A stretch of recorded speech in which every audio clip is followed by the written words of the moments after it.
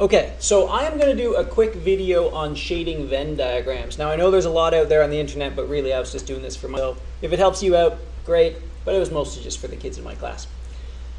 So first thing that you need to know about shading Venn diagram is what A is. When it says A, it means to shade inside of A. So that looks like this. Shaded in circle inside the box. The box here is going to be your universe, and you're going to have overlapping circles, but let's start with just straight up A. A is shading inside there. Now, not A is to shade outside of A. I don't want you to think about it as erasing. You don't erase for not A, you shade outside. So remember, if you've already got some stuff in there and it says to shade not A, you're going to shade around it. You're not going to erase inside of A.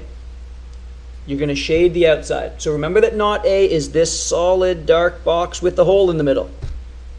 And that A is just inside the circle. So A is inside the circle, not A is outside the circle. Now, let's move on. Unions. Okay, we're going to talk about unions and intersections. Now, unions are going to be easy. You just shade more, you don't erase. Now, a basic union, the union of A union B. This is what a union looks like. So that's a union.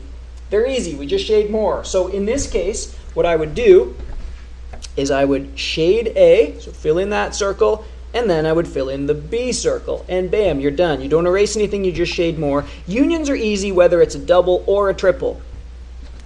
Now, intersections are a little harder. Intersections are the overlap.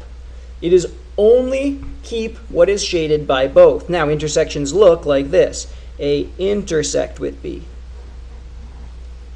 So when it's asking you to intersect, you're going to keep what is inside of A and inside of B at the same time, which is just going to be the cat's eye in the case of A and B. If you want, we can do a cross-hatching. I'll show you this. If you want, you're going to hatch both and then only keep the cross-hatch, but we'll get into that later. Now, for A's, B's, and C's, you're going to get 3 circles. We're going to work left to right. So we're going to start with A and B usually and then go to C. You're going to do the first 2 first. Then you're going to use the union or intersect rules for the third restriction. Okay, now, this is what you've got to do basically for A, B, and C. So after you do A and B, so after you've dealt with these 2 circles, you are then, if it's a union, you're just going to shade more. So remember that. If it's a union, just shade. Unions are easy. So whether it's a C or a C naught, if it's C, you shade in the circle. If it's C naught, you shade everything outside of the circle. You just shade if it's a union. So that is the easy step, if it's the C.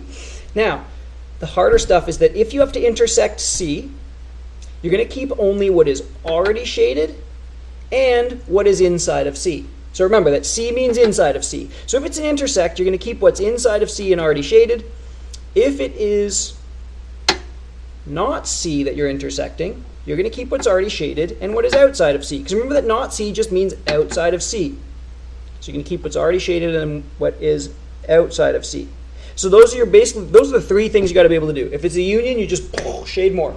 If it's an intersect, you keep where it's inside C. If it's intersect with not C, you keep what's outside of C already. So shaded already means from whatever you had to do with A and B. So whether that was an intersection or a union, that's what's already shaded.